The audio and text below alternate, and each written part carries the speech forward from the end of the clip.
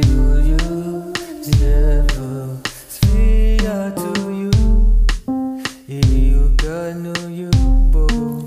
Это и есть подобающий для вас служение.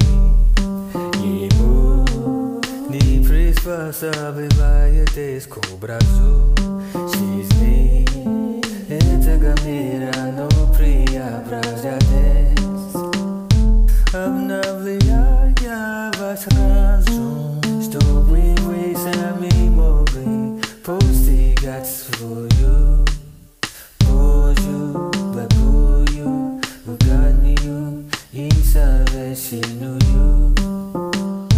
Ваш образ должен быть таким же, как и образ мысли Иисуса Христа.